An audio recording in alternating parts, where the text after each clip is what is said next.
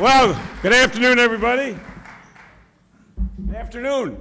Oh, my goodness gracious. I want to thank Jake. I've been introduced a lot. I get introduced a lot. That is, I tell you, it's a great governor's mansion. Oldest governor's mansion in America, I want you to know, since 1813, and I will leave it there. I don't think the First Lady of Virginia would want me to go any further than that, but I thank you, Jake, for your great introduction. I do talk a lot about building the new economy. We're very happy with Stone Brewery. As you know, 200 cities competed for it, and then we narrowed it down to 5. 3 were actually in Virginia, so I invited the Stone guys to come to the mansion to spend the night and try to woo them to pick Richmond or one of our sites in Virginia. So I went out and bought a kegerator. I'm the first governor in America to buy a kegerator and install it in their governor's mansion. And so when they came in, so we had drinks, of course, and I said, would you like a beer? Of course we want a beer. So I took them over to the brand new kegerator, and I opened it up, and I had Stone IPA sitting in the thing. Folks, the deal was over. They came to Virginia.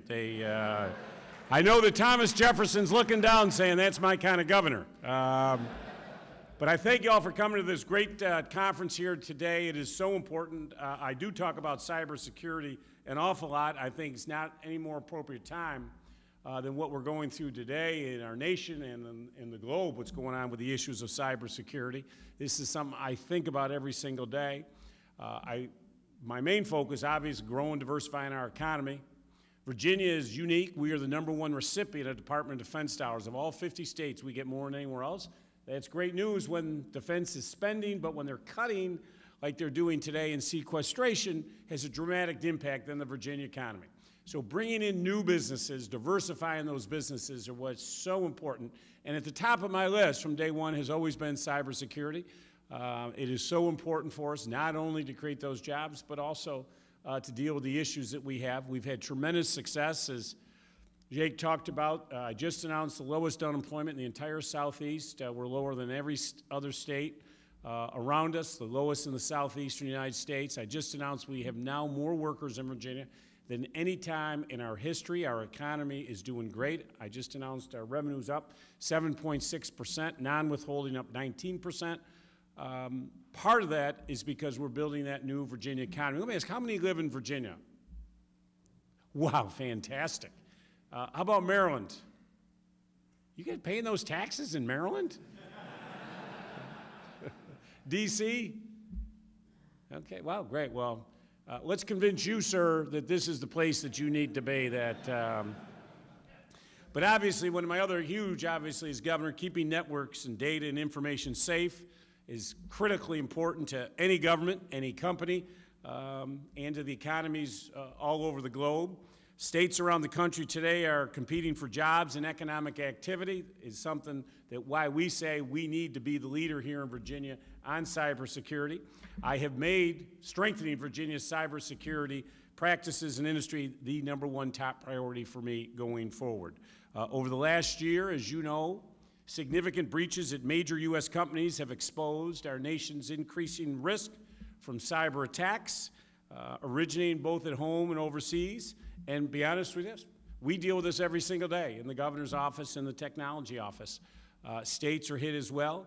We have not been immune to these threats with notable breaches of state government networks. I think you all saw recently with the Anthem Attack, it's 110,000 of our state employees use Anthem for our health care. So it affects everybody. Millions of citizens' medical records, financial statements, and other personal information is being compromised. 2 of my 5 children have just seen their data compromised, their Social Security numbers compromised. So I can tell you as a parent, I understand this, and as governor, I really do. The consequences of these breaches go well beyond economic and privacy concerns. They threaten the safety of our citizens and the national security. Our state networks control many government services, including critical homeland defense, and in Virginia, because of all of the military assets that we have, as you know, the largest naval base in the world, the Pentagon, the CIA, Quantico, all of these assets in the Commonwealth of Virginia We really, really have to be in front of the game on this because of all these different intelligence, defense-related, and companies that are somehow closely aligned in that ecosystem. We have a responsibility to make sure we're doing everything we can to keep everybody safe because we want to keep these businesses here. In 2014, Virginia experienced more than 100,000 attack attempts per day, and we stopped last year 271 million spam messages. So as I say, as governor, I'm ultimately responsible for ensuring the security of our government system and our critical infrastructure. I just want you to know, all you Virginians, that we are in the lead right now in the nation. In Virginia, we've taken steps to ensure that the right governance structures are in place and adequate investments that we are making at the state level to secure our very sensitive networks and to develop probably the best skilled cyber workforce in the nation. Less than 1 month into my administration, as you know, I signed executive order. I created the first state and for Virginia, the Virginia Cybersecurity Commission, and we launched what we call our Virginia Cyber Initiative. I appointed our great Secretary of Technology, Karen Jackson, and also the co-chair of that is Richard Clark, as you know, worked for the last 3 presidents on issues of cybersecurity and counterterrorism. They have now been leading that effort, and we brought together some of the best minds in the Commonwealth to come together to give advice and to make recommendations to me of how we can continue to make the Commonwealth competitive. That commission got right to work and have made recommendations for strengthening Virginia's approach to cybersecurity and growing, most importantly, our private sector industry. In fact, since I took office, our Commonwealth has achieved 3 firsts in the nation in the area of cybersecurity. In February of last year, Virginia became the first state in the nation to adopt the National Institute of Standards and Technology, the NIST Cybersecurity Framework. Other states have now followed suit after we took the lead. Earlier this spring, we became the first state to form an information sharing and analysis organization, ISAL, so that we can better share information about cybersecurity threats across the public and private sectors. And we were just the first state in the country to host a state-led conference to take executive action on payment security and consumer protection. And during the last legislative session, we were very active and helped pass and sign 6 pieces of legislation that originated with the Cyber Commission to strengthen our systems and encourage growth. I would say that each of these achievements is a reflection of the commitment of this Commonwealth to leading the way forward when it comes to building our public and private networks, our data and personnel information safe from cyber threats. And to be honest with you folks, I view this as we're really just getting started. Our Cyber Commission is continuing to conduct town halls all throughout the Commonwealth. The next one will be at Norfolk State University on June 9th. If you're in the Hampton Roads region, I would encourage you to attend. And then they will give me their full report in July for me to take immediate actions on that. We're working hard to keep Virginians safe from cyber threats, and we're committed to making the Commonwealth the best state on the planet for cyber companies and investors who are looking for a place to create jobs and have economic growth. We already have very low taxes here, one of the lowest in the nation, very, very business-friendly regulations, and we want to use our unique relationship close to Washington, D.C. to really build it to the next level. As you know, the White House has announced that they want to build what we call a cyber campus to take military, defense-related assets from various agencies, combine them, and put them in one state. So as you can imagine, there is really only one state the White House should put that, the Commonwealth of Virginia. So we are working very aggressively to make sure that Congress keeps that funding in. But if we can pull this off, and we're working very hard to the President of the United States now runs when he sees me coming, because every time I see him, one place for this, Mr. President. But just think, folks, what we could do. Think of the ecosystem we could build around that to have that placed here. And it's going to be in the region, obviously, because of all the defense military assets. So I want you to know we're working on this kind of activity every single day because I talk about building an economy that is less reliant on the federal government. Obviously, it's important. Hampton Roads, it's 50% of their GDP. Northern Virginia, it's about 33%. We want to keep the assets, grow them, but we have to understand that we have to bring in new businesses if we're going to move ahead, because we have sequestration, as you all know, October 1. If you ask me what keeps me up at night, October 1 is sequestration day. And as you know, this bill was so bad, so onerous that no one would ever vote for it, as you know, and remember, Congress voted for it. And now it is law, and October 1, remember, Congress doesn't have to vote for it, it happens automatically. Congress now has to vote to stop it. And if you can tell me what this Congress is going to do on any issue, you win the prize today, because I can't tell you. But the dramatic impact on our economy, we lost $9.8 billion in 2010, 11, and 12 in defense cuts. And if sequestration goes into full effect, really will impact us. So cyber, cyber, cyber, cyber. I talk about it every day. It's how we can replace a lot of these assets. Federal government is going to be a major spender on cyber going forward. Billions and billions of dollars are going to be spent. And I want you all, you Virginia voters, that I believe that every cent of that federal government budget should be spent here in the Commonwealth.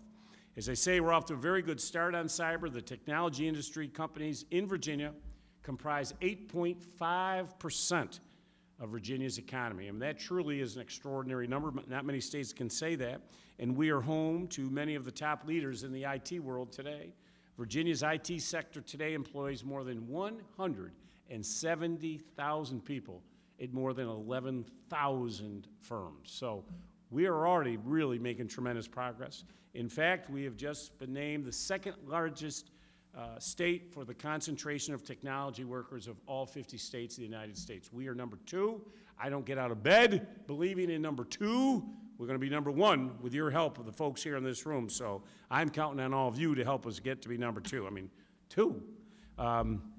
Within Virginia's IT sector, we have 450 cyber companies, as well as more than 26 cyber-related federal university and private R&D facilities. So we have business, well-trained workforce, and I'm going to do what I can to make sure we still have that workforce for you.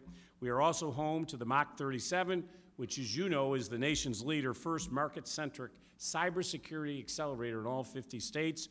It was modeled after some other successful accelerators on other areas in the United States, but it's unique here in Virginia because it leverages both the public and the private sector expertise and investments to build new emerging cyber technologies and startup businesses here in the Commonwealth.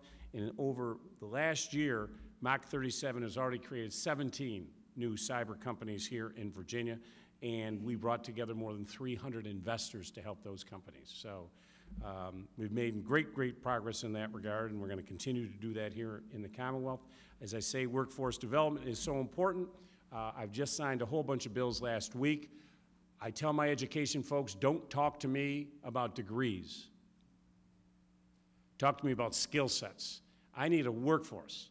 And someone getting out of college with a degree without a skill set doesn't do me any good as governor.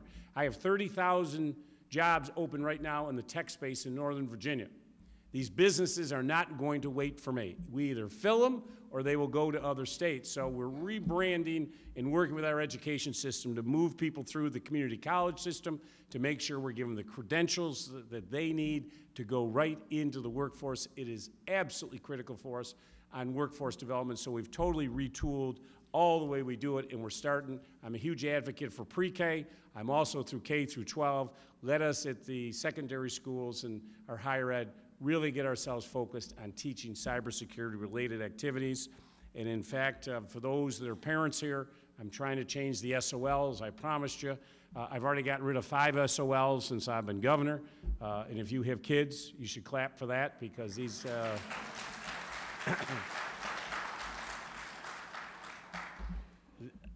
kids are learning how to memorize, teachers are teaching to test. There were 34 of them. I've got them down to 29. We're going to keep going because we got to get people back into cognitive, critical thinking instead of just memorizing for tests.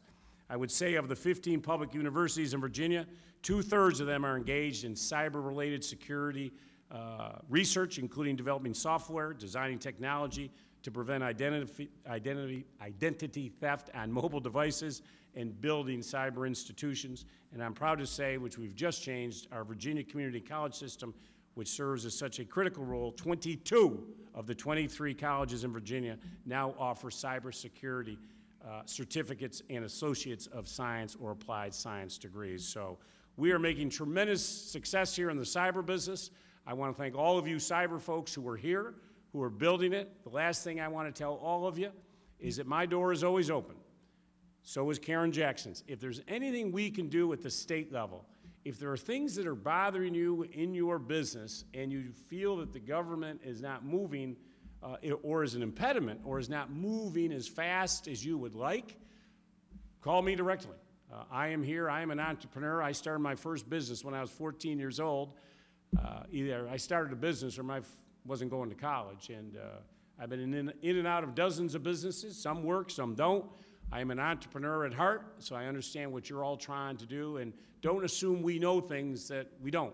And if we can help you, we're working on our tax code to re-scramble up our tax code to make it more helpful to you, to bring businesses in here, to turbocharge your investments, to give you long-term capital gains, exemptions when you start businesses here in the technology space. So we are the best state in America. Our economy is roaring, but I want you to know that you have a partner in the governor's office and in the Secretary of Technology on cyber, human genome sequencing.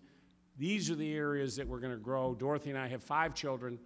We want our kids to stay here, but they will not stay here unless we have the jobs of the future. And those jobs of the future, folks, are going to be developed by the folks in this room here today, and it is a partnership with the government, and I want to be your partner. Thank you for giving me this opportunity. So I'm going back to the mansion now.